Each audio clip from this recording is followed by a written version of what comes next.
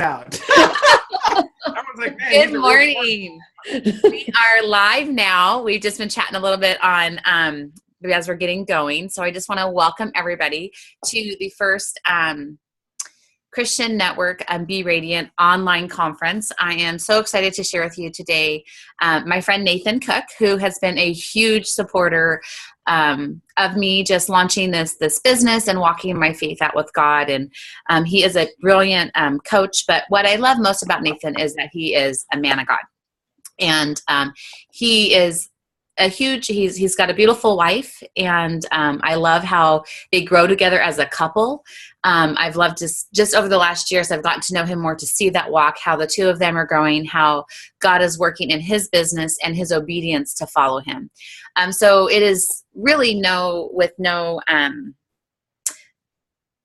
surprise that, he said yes to help me with this. And, it's one of those things where, and he gets our message. So you're going to see today how what he has to share, how it really matches with, our hearts of following God to glorify him in our faith, in our family, in our business, but to first and foremost honor God.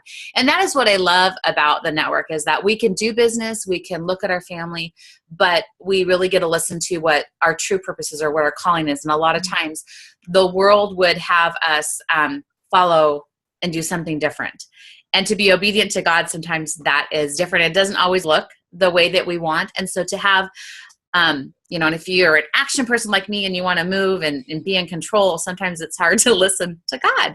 And that's really what I've got to learn through this, is that what I see is not always the same as God. And I'm sure that you have seen that in your life. So one of the things that I just want to tell you about briefly before I turn it over to Nathan is that when I wanted to start the network with the focus of faith, family, and business, it was really easy for me to say that I could speak to women, because that's my heart, that's my comfort zone, that I can be stretched and to be really authentic, because I felt that people could resonate with me and there would be no judgment.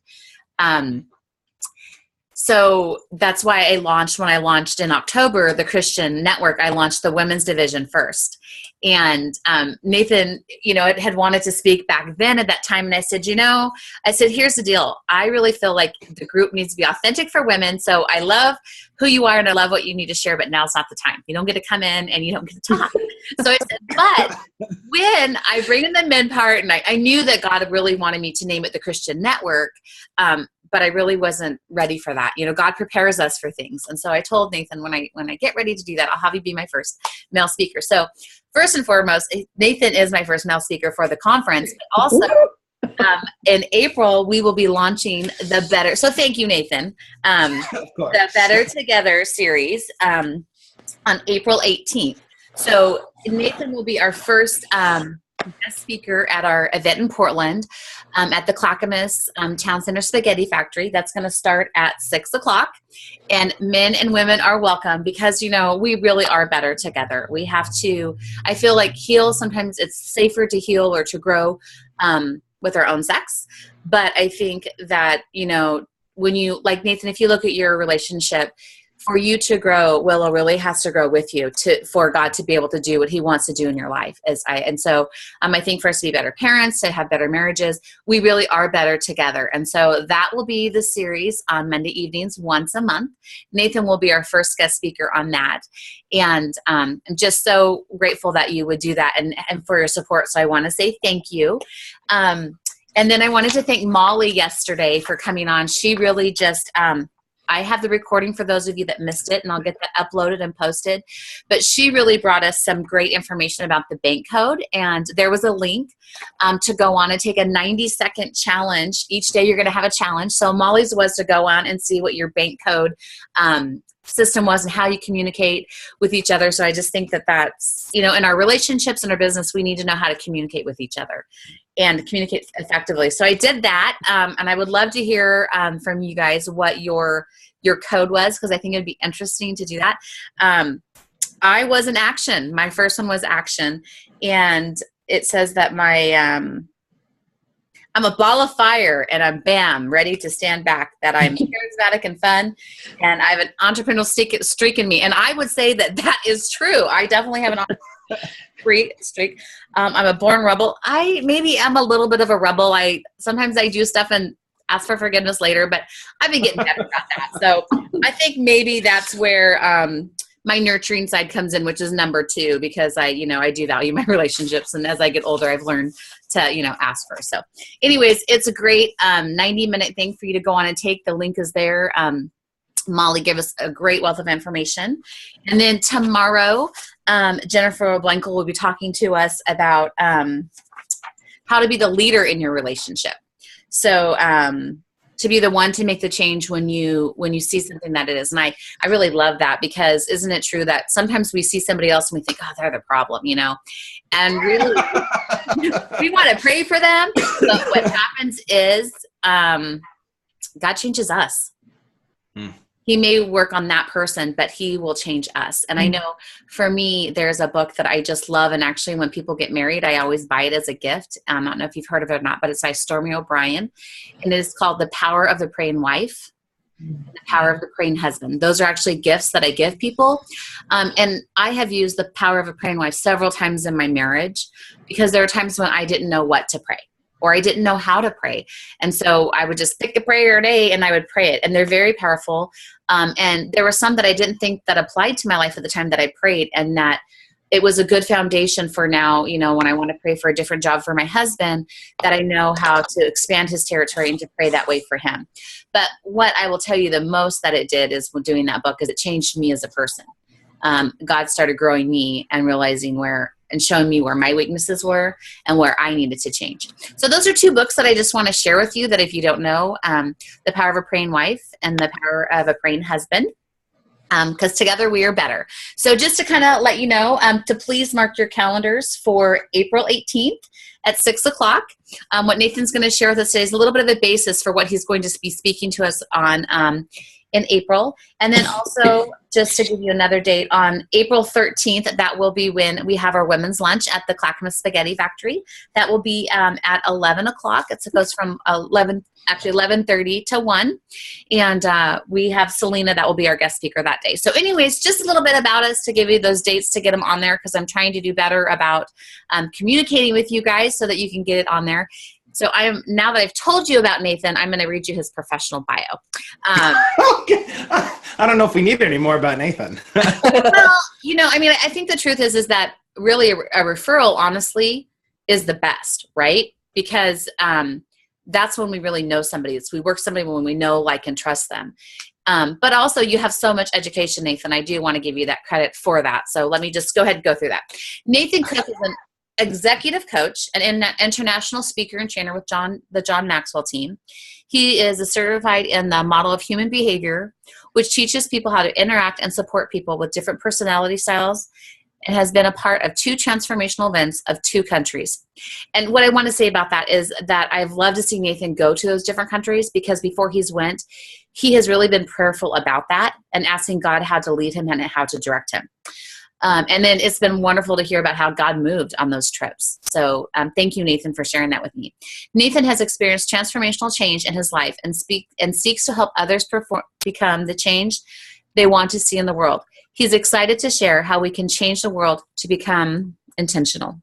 So Nathan, thank you so much for being here. We got about 20 minutes with Nathan this morning. He's going to just speak into our life, and I hope that you are filled the way and that just have open ears to hear what God would have to share with you this morning. And then there's some time for some questions. So if you have a question, you can type that in, or we'll check this out, and if it works, you can just go ahead and raise your hand and I'll call on you. So thank you, Nathan. Of course. I'm just setting to make sure that I'm honoring our time here this morning. I'm actually going to put a PowerPoint up here. I'm not usually one for PowerPoints, but when Melony said I had the option to do her PowerPoint, man, I jumped at the opportunity, because I thought, man, wouldn't this be fun to try? And by the way, I must tell you, I grew up with sisters.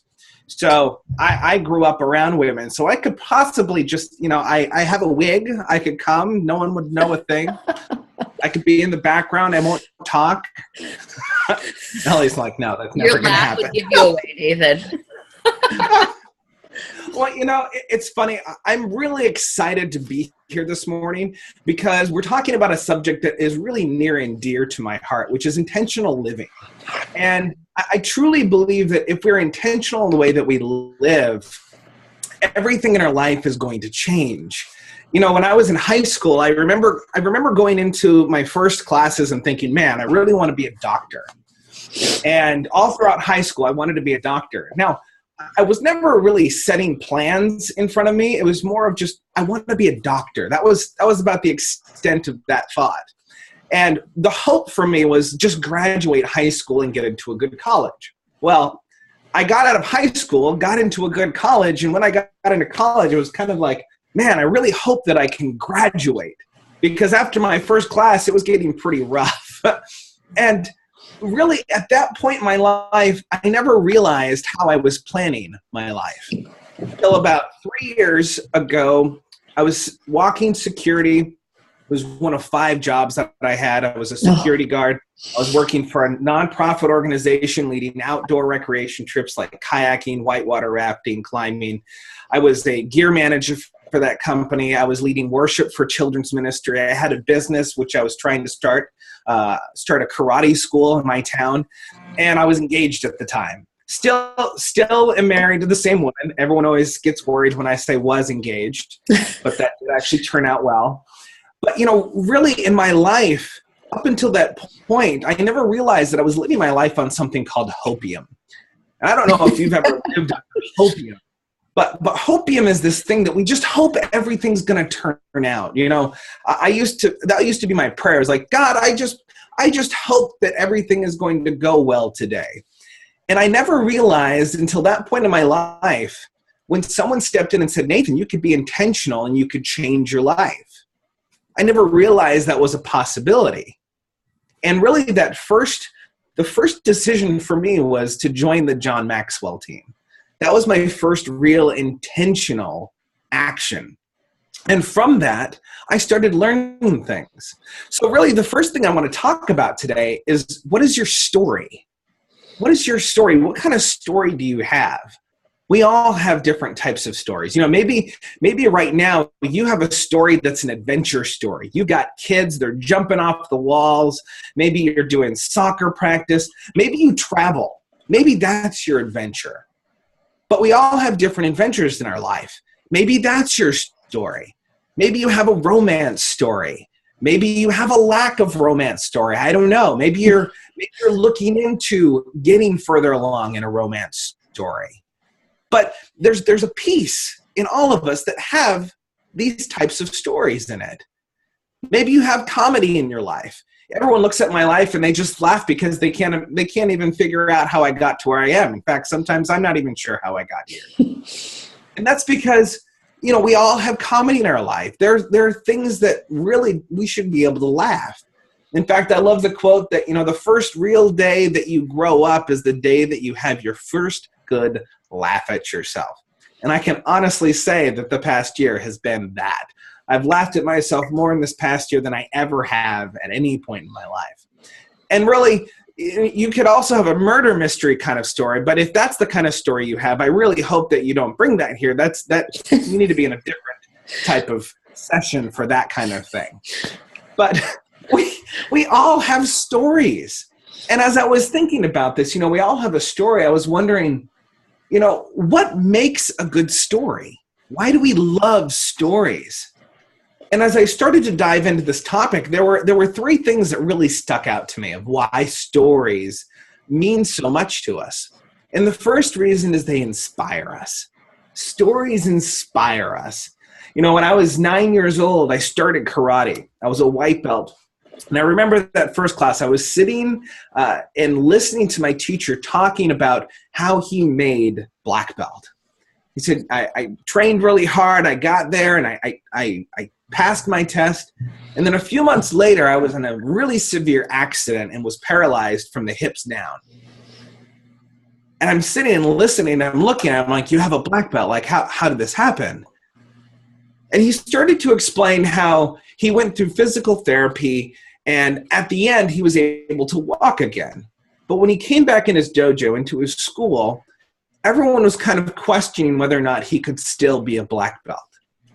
And in his mind, he made the decision that he was going to go back and he was going to test for his black belt again. So my teacher made black belt twice. And I thought, as he was saying this, I thought, man, if he can do it twice, surely I can at least do it once. 5 years later, when I was 14 years old, I made black belt. And I was inspired by that story because stories inspire us. They inspire us to be great and to do great things. Now, another thing that stories do, stories connect us. They connect you and I. When I was 16 years old, I was driving home from high school, and I kind of started digging for gold. And at one point, I found gold, and I was staring at my finger, and I forgot that I was driving. And I looked up, and I saw a parked pickup truck. I tried to swerve and ended up sideswiping the truck. I pulled off to the side of the road. My head's in my hands, and I'm crying, and I'm going, I can never tell this story to anyone.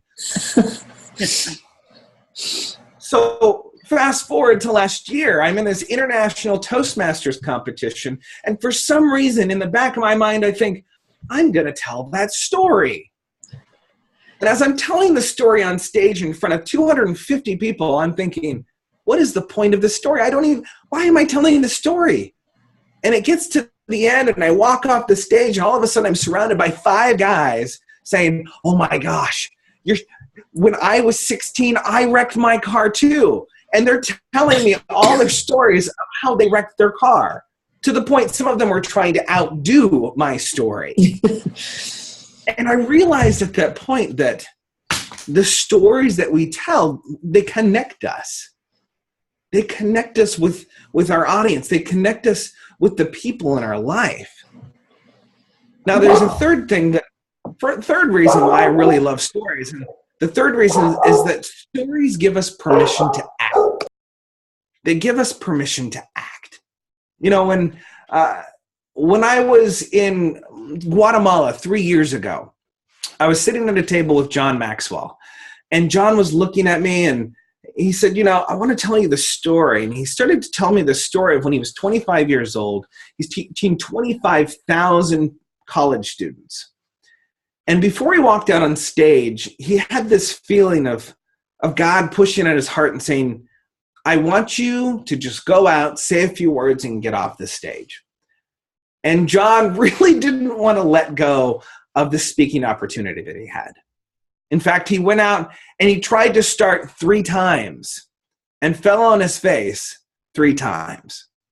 In fact, it got to the point where he apologized to these 25,000 college students, walked off, and just surrendered to God and apologized to God for not listening. And as he's telling the story, I'm thinking, man, the pride that he had at 25 is the pride that I struggle with right now. And I thought, man, I really need to work on that because I don't want to get to that point. Well, unfortunately, I wasn't quick enough. And the next day when I went out to train, I fell flat on my face because of a pride issue. And I realized that he had given me permission to start changing, to actually work on that, to see that I can change those pieces of my life. So stories, they do this for us. They connect us. They inspire us. They give us permission to act. But here's the thing. One of the things that I've noticed about stories is that very few of us actually take control of our stories in our life. We are all the scribes of our life, but very few of us ever pick up the pen and write on the page. We never dictate the things that we want in our life. We never say, this is the relationship that I want with God. This is the relationship that I want with my family. This is the type of business that I want. We never actually take the pen and start living what we want. We actually give the pen to everyone else and allow everyone else to dictate what we want in our life. I love the quote by Samuel Johnson. He says, hell is paved with good intentions. We all have good intentions that we want the best to come out. We want the best to come forth. But thinking about it is not enough. We actually have to live into that every single day. We have to act upon our thoughts. it came to one point in my life where I realized that God doesn't want me to be someone else. He just wants me to live intentionally the life that he gave me. It's not about the other people in your life. So, what does it look like to be intentional? I love the quote by Albert Einstein. He said, "The world is a dangerous place, not because of those who do evil, but because of those who look on and do nothing." It reminds me of the story of a businessman. He walks out of his building in the evening, just got done with work, and he's walking down the street, and he hears a commotion down the alley, and he hears screams. And in the back of his mind, he starts to think, he says, well, I should get involved. He says, no, I can't get involved, because what if I become the victim? I don't want to step in. I don't want to interfere. I don't want to be the victim. And what can I do? I can't help this person. And as he starts going back and forth with this debate in his mind, the very last thought that enters his mind is, if it was my daughter, would I want someone to step in? So he walked around the corner, yelling and screaming, chases off these attackers and assailants. And as he reaches down to help the young woman up, his eyes fill with tears as he sees his daughter's face. Now, this is a true story. It is a true story that a man had the opportunity to help, and he chose to act. He chose to act because he wanted to be the hero in his story. He wanted to be the main character instead of the secondary character that we all tend to claim in our life. You are more than a secondary character in your life. God called you to be more than a secondary character. And that's what intentional living looks like. It's where you take your life and you start living it with intention. There's no more hopium that you're running off of. You're actually running off of what God has really paved for your life. So what does intentionality look like in your life? The first thing is our faith. What does intentionality look like in your faith? For me, intentionality in my faith is when I wake up in the morning, I start reading my Bible. I get in my word. And this morning was no different. In fact, it was funny this morning because I woke up and I'm reading in Mark 4, and all of a sudden it's talking about the seeds that we plant in our life. And I always envision myself as the seed. But this morning God said, no, you're the dirt. The seed is my word that I put inside of you. And as I was meditating on that, I was thinking, that's exactly what we're talking about this morning. God's going to put his word inside of us, but we have to cultivate the ground around us so it'll grow, so it'll prosper, so it'll multiply by 10, 50, 1,000. And that's what God calls me to do every single morning. God also calls us to be intentional with our family. How are you intentional with your family? For me, intentionality with my family, it came probably about a year ago when I came home, and I sat on the couch and I'm eating dinner with my wife and we're watching TV, and I think, what are we doing with our lives? Every single morning, every single evening, we wake up, we turn on the TV, and we get sucked in, and we never have a real conversation. We never stop and are intentional with our relationship. So that was something that we really struggled with for a long time, and even to this day. Even last night when she came home and I'm preparing for this, and she said, oh, let's watch a show. And I said, no, let's spend time together. Those moments in our life where we have the opportunity to invest in our wives, to invest in our husbands, to invest in our children's, maybe even invest in the lives of someone else. What does that look like for you today to be intentional with your family? The third place that I think it's important for us to look at intentionally is our business. Now, for me, when I started my business, I was definitely running on hopium. I was hoping the next client would come through the door. I was hoping my business would grow. And I never realized that you can't run a business off of hopium. You have to run it off of intentionality. With every single relationship that you start to foster, how are you being intentional in that? For me, intentionality in my business is that every single person that I meet, I'm trying to add value to them. Whether I know they can be a client or whether I know that they will never be a client, I'm always trying to add value. And adding value to me in those relationships is listening to the person. I go into the conversation wanting to listen to the person, and not only listen to them, but I'm looking to help them understand that they are understood. There's a difference between being heard and being understood. And in my business, I'm focused on listening to understand people. So, where are you in terms of the spectrum when it comes to intentional living? Where do you live? For myself, I was in all of these categories here. I started off, with good words and intentions. I had a desire to do something great. And then that word of intentional learning it became an action that I started doing something. And then it turned into something in my life that mattered. It was the results. I started with the wish.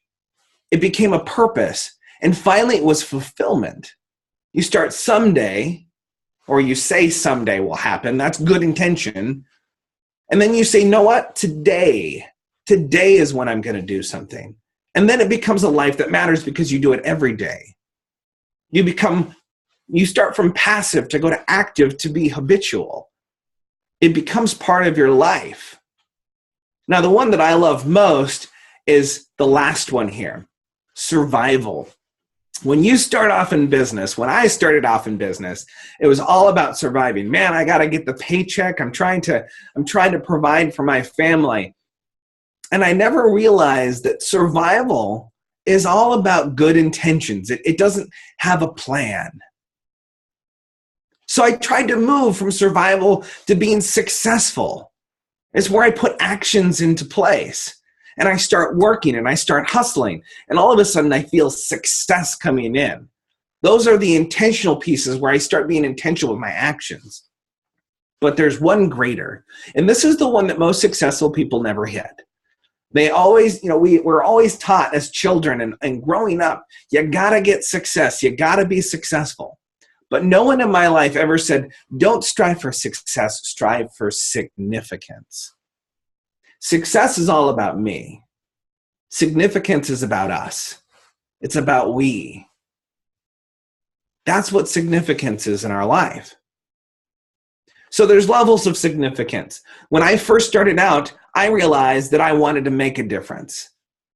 But there was an awareness piece that needed to grow. And it wasn't just that I wanted to make a difference, but I had to do something that made a difference.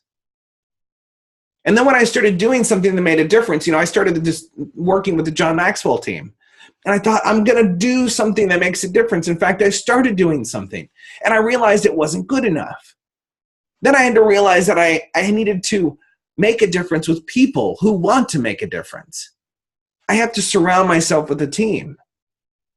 And the last piece of this significance level, and this is, you'll rotate all the way through these throughout your life, is that you need to do it at a time that makes a difference. And the time is now. The time is now that you want to start making that difference. So you transition. I want to make a difference. Doing something that makes a difference with people that make a difference at a time that makes a difference. And that's the level of significance. That's the awareness that you have to go from one level to the next.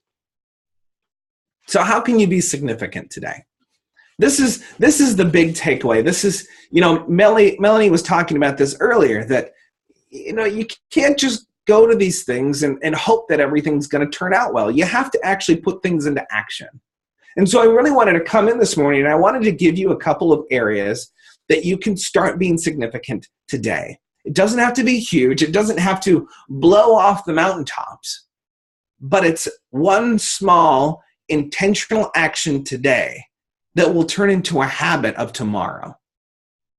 So the first area I want you to ask yourself the question, in your walk with God, how can you be more intentional? How can you be more intentional today with your walk with God? Every single morning, I pray the same prayer. Maybe not every single morning. I'm working on it every single morning.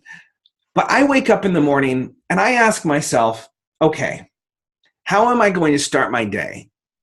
And then I pray to God and I say, God, will you allow me to have one interaction today where I feel your touch, where I feel you say this, hug this person, shake that person's hand, smile at that person. Be intentional with your actions.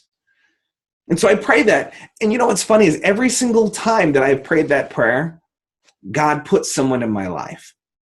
Whether that's a smile, whether that's a hug. I complimented someone on her dress one day, and she burst into tears, and she told me this great story of what that dress meant to her. And I never would have seen that if I had not been looking and being intentional with what God was putting in my life that day. So what does it look like for you to walk intentionally with God today? The second thing is, what does it look like to be intentional within your relationships, specifically your family? How are you intentional with your family today? Are you going on autopilot? Are you flying through all the different things in your life? Or are you stopping to be intentional with your children, with your husband? Make an intentional piece today that you are going to breathe life into them. Maybe you're going to pick up ice cream cones before you pick up your kids today. I don't know what that is for you. And don't take my word for what you should do. But think about how you can be more intentional with your family today. The last area is, how can you be more intentional with your business today? How can you be intentional with adding value to the people in your business? How can you be more intentional in areas that you are not focused on? Maybe there is an email list that you've been putting off that you need to be intentional about to grow your list. Maybe you need a website so that you can actually get a list. Maybe you have an invoice sitting on your desk for the last 6 weeks that you need to give to a client because they'll never pay until you actually give them the invoice. It's a crazy thing. But how can you be intentional with one thing in each of these areas? With God, with your family, with your business. And I really want you to take time today, and don't wait until the last minute. I want you to take time right after this call. Take 5 minutes and write down the ways that you're going to be intentional. I have loved being with you guys this morning.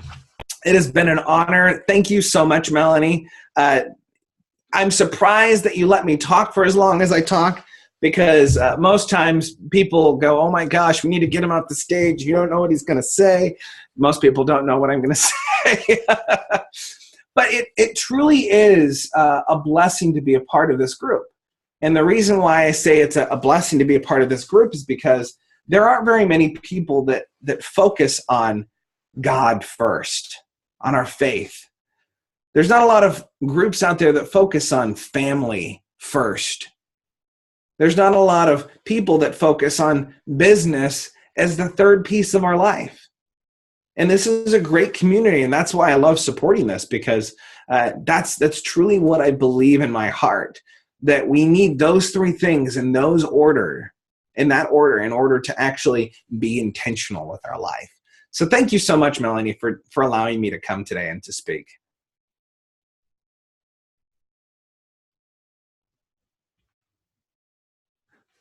Evidently, Melony wants me to speak a little bit longer. I was trying to unmute myself, because I think at that time, honestly, with the technology, it's good, but also it's one of those things where I've learned in my life is to listen.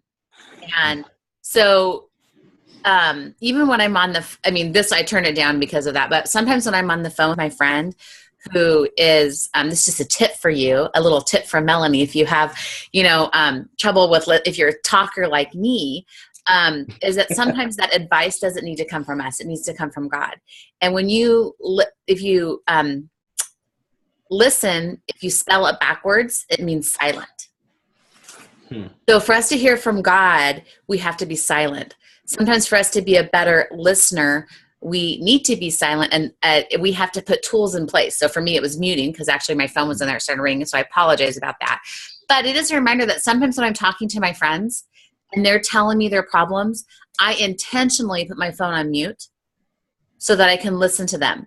Because sometimes I just want to go, as girlfriends, we want to start giving advice, right? We want to this is what I would do. And really, it's not what we would do. We need to listen to build that relationship. So I've learned to put my phone on mute when I'm listening to people, and to be there praying, and then to be able to speak. And, it's kind of interesting because I have, I just want to say hello to a few of my friends that I know they're going to watch this. Taylor, this is for you in Arizona, Wendy in Georgia, and Amy in Spokane. A lot of my best friends have moved away. And what I love about the internet, what I love about the phone is that you can pick it up and you can pray. You can pray with your friends no matter where they are. And sometimes, I remember one time I moved to Oklahoma, and it was the hardest time of my life because I had one friend in Oklahoma. And for somebody who is social to have one friend, that is very, very tough. Let me tell you, it was a very hard time in my life. So, John, I totally know where I think of you, where you're here in Oregon now. And I'm so glad that you're part of our community. But I really do. Remember that. And so when my friends have moved away, I have intentionally tried to keep those relationships going because I remember that time when it was so lonely. And I think sometimes God walks us through that so we can learn those lessons. And so I think that that's also a reminder that when we're going through that something, what is God trying to teach us? Because he will use that. So, but Nathan, I wanted to be able to listen to you and the phone started ringing. So, but it is, because I don't want to interrupt, because there's a couple times I could have put into what you were saying, right? Yeah. So first of all, I want to be respectful of you with your time, but also to be able to hear what you had to say. And there was just a couple things that really spoke to me, and I loved your desire, that little graph you had up where it was desire, action, results. I'm not for sure what that was called, but the one that really spoke to me was emotional, discipline, and then lifestyle, right? Because how many times do we get emotional about a situation and we want to act in that emotion, right? Well, that's not the wisest and the smartest thing to do. And, sometimes we have to have the discipline to listen to God for his direction. And that's hard, right? For me, I have the desire, I look at some of these Christian speakers and that is what I want to be. I want to serve God. And for me, I think, well, to be able to be that kind of Christian speaker, or to be able to have God's word come out of me, I have to have the discipline to be listening to the right kind of podcasts, to be listening to worship, to be in God's word. And then that is going to create the lifestyle that will radiate or will let others see Jesus in me, to have a lifestyle where I have, my faith, my family, and then my business in order. And I can't act out of emotion and go, well, I think the biggest lesson that I've had with this network is that, I have all this business knowledge and I've worked with lots of business coaches. And so the world will call me to do things one way, right? This is what we're supposed to do in our business. But God sometimes calls us to do things in a totally different way that doesn't make sense. So God's way and man's way is different. And so that's been my biggest. So when I looked at that, it was emotional, discipline, and lifestyle, that, I can't be emotional about a situation. I have to have the discipline to listen to God, to create the lifestyle and the example that he wants in my life for me, for my children. I love what you were saying about silence. It's so true that we need silence. We are constantly bombarded by things in our life. And silence is such a huge piece that we neglect on a daily basis, whether that's silence from the radio, silence from the podcast, silence from the kids that are around, that are running through, husbands, friendships, work, all these things, they're constantly bombarding us. And very, very few times in our life do we actually stop and listen, and actually listen in the silence. John Maxwell, for those, I call John Maxwell John because he's a close mentor of mine. He's a friend of mine. Yes, he's a mentor. But with John, every year he has a word. And this year, his word, God gave him 2 words. He thinks he's, getting a little bit better because God gave him 2 words. But this year's word is God room. God room. God room. God room. Are you creating God room in your life? And as I was meditating on that a couple of weeks ago, and I realized that God will never take something from you unless you give it to him. God will never enter into a space without your permission. So if you never create God room in your life, God will never come in, because that's not love. That's not the respect that he has for us. So in order to hear God in our life, in order to experience him in our life, we have to create God room. And the funny thing is, in my life, when I create God room, it doesn't last very, very long, because God fills it like that. He doesn't wait a couple days, a couple weeks. It's instantly he is there. You say, God, I give you this today, and all of a sudden he's taking it and he's running with it. And I love that, what you were saying about that silence, because sometimes we need to sit in the silence and allow God room to move in that silence. Joanne, did you have any questions for Nathan this morning? I was hoping that this little chart that you have, I was wondering, I took a picture of it. I hope that was okay. Yeah. Because I really wanted to focus on that a little bit more. I guess I've had questions just recently because of lots of stuff that I'm going through, and kind of the idea of like, is my desire and my action, I don't know, like the words of intentional learning, lead me to action. I don't know. I just really want it to matter, but I keep asking with everything that I'm seeing, is this still what you want me to do? So I'm in that place. So I need to look at these a little bit more, but also I really loved what you said about the prayer that you say every morning. Asking him to actually giving you that person, that whatever it is that he wants for you to do. I always like to ask him to order my steps, but I thought that was just more on target, that I could really hear him if he's telling me, this is the person I want you to just pray for or put your arms around today or whatever. So that means a lot to me. And so thank you for sharing that. Yeah, in response, this wasn't planned. Give me 1 second. I'm going to trip over everything in my office. So this wasn't planned, but I have a painting here. And this painting I bought when I was in high school. And it kind of it's resonated a lot with me over the years. And I've noticed that a lot of other people need to see it. And the picture is of a light in the cave, and all you can see is your next step. That's it. And at the end of the cave, you see a light. Here, I'll just put it up here.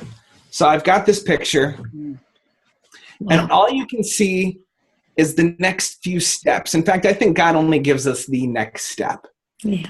And he calls us to step out. In fact, sometimes I've noticed that God doesn't even give me the next step. He just says, I want you to trust me and step out. But the funny thing is I've always heard God meets us where we are. And I've kind of changed that perspective a little bit lately. I don't think God meets us where we are. God meets us where we are in the next step, because he calls us to step out in faith. And when we step out in faith, he says, I got you. I got you. Because he's going to do one of two things in your life, Joanne. He's either going to put something firm for you to stand on, or he's going to give you wings to fly. He's never going to fail you. And whatever the step is in your life, it's going to be difficult. And I'm not saying don't go at it without prayer. Always start with prayer. But you pray about it, and then you step out. And then God is going to meet you where you are. So I don't know why, but I felt like it popped in my head, and I thought, that's weird. I've never had that painting around me before when I was sharing with someone. So I needed to thank you. With you, Joanne. And anyone else that is watching, I'm not just talking about the people that are here live. What a good word. What a good word. Well, as we wrap up today, I want to thank you, Nathan. I challenge you to look at your faith. How can you be intentional in your faith today? With your families, how can you be intentional? Are you intentionally making time?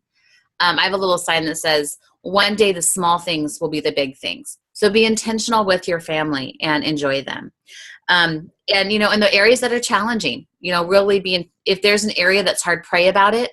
And really intentionally, I challenge you to make to take the time to make action on that. And intentional on your business. How are you being intentional to make a difference? There's a song by Matthew West that I absolutely love, and it's called Do Something. And it talks about how there are people starving. You see people starving in the world and you say, well, God, why aren't you doing something? And he says, I did. I sent you. And so now is your time to do something. And so, God gives us each a different gift. He has made us each uniquely to use our voice in a different way. And sometimes it's to, here's the thing that I learned is that sometimes it is to be silent and to pray for that person. That gift of prayer, which this organization has been based on, was prayer and fasting is how the organization came together, is the gift of prayer is amazing because through prayer, everything can happen. God is the answer. And so how are you going to be intentional? I would love, love, love to hear what you did. Post it in our network. Make sure to mark your calendars because as you can hear, Nathan has a lot to share with us. And the next step is going to be good. And I love to hear, I know that God will just be speaking to you about that time. Invite your friends. I will post this. Please share it with people so people know about our network so that people will want to come and join us. We'll be doing more live. I also want to let you know that I am doing a Bible study on Fridays. And we are doing the Battle Prompt for Prayer. If you watch the War Room, I do that at my church. It's on Fridays, the first and third Friday of the month from 10 to noon. And so if you're looking for a place to connect, message me. We'd love to have you be a part of that community. It is an amazing group of women who really are seeking God. So anyways, be intentional today. And I'm going to close this in prayer. So if you'll just give me a moment. Dear Jesus, I just thank you. I thank you for Nathan's heart to come and speak to us, Lord. I thank you for everybody who is going to hear this, Lord. You know how that, just like in that picture, that we just have to follow the next step that you have for us, Lord. Let us have the ears to listen to you. Let us have the hearts to take and the faith to just take that next step, Lord. And let us have the strength to sometimes to take that next step, because sometimes it is so hard, Lord, to say, sometimes we're overwhelmed and we think that we don't have the energy to do it. And what you remind me of is that our strength comes from you. The joy comes in the morning, Lord, in the hard times. And so, Lord, I just want to pray over Nathan and his wife, as I know that you have a great plan for them in their life this year. I just pray that you would just bless their finances, that you would make a way for the trips that they need to do, Lord, that they would have supporters, and that together that they would have a voice that is for you, that would be united, Lord. Lord, I just ask that you would just help us be intentional today to speak to that one person that you would put in our life. And everybody said amen. So tomorrow, please just join us at 9:11 on Wednesday here. There's a Zoom link. And Jennifer will be speaking to us about how to be the leader in our relationship. So have a wonderful day. And thank you. I'm going to go ahead and turn off record.